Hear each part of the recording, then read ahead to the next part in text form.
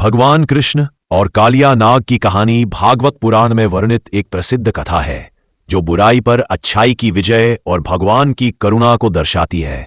यमुना नदी में एक गहरे कुंड में कालिया नामक एक भयंकर विषैला नाग रहता था। उसके जहर ने नदी के पानी को इतना प्रदूषित कर दिया था कि नदी के पास जाने वाले या पानी पीने वाले सभी जानवर और पक्षी मर जाते थे।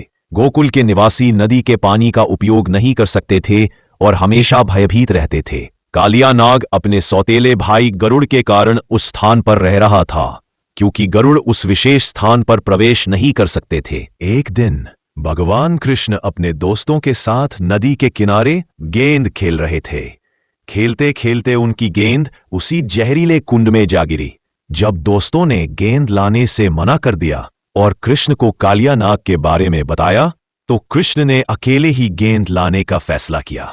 कृष्ण नदी में कूद गए। इससे कालिया नाग क्रोधित हो गया और उसने कृष्ण पर हमला कर दिया।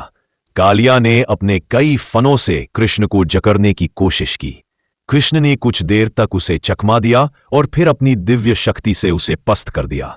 अंत में कृष्ण कालिया नाग के फनों पर चढ़ गए और उस पर आनंदपूर्वक नृत्य करने लगे, जिसे कालिया मर्दन के नाम से जाना जाता है।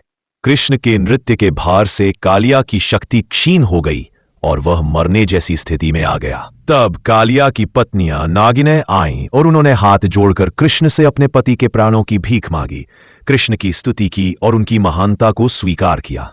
कृष्ण दयालु हो गए और उन्होंने कालिया को क्षमा कर दिया, लेकिन शर्त रखी कि वह तुरंत यमुना नदी को छोड़कर अपने मूल निवास रमणक द्वीप समुद्र में चला जाए और फिर कभी निर्दोष जीवों को हानि न पहुंचाए।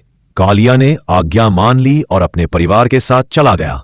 इस प्रकार कृष्ण ने यमुना नदी को उसके जहर से मुक्त किया और गोकुल के निवासियों के जीवन में शांति और सुरक्षा बहाल की। ऐसी कहानी सुनने के लिए चैनल को लाइक, सब्सक्राइब जरूर करें।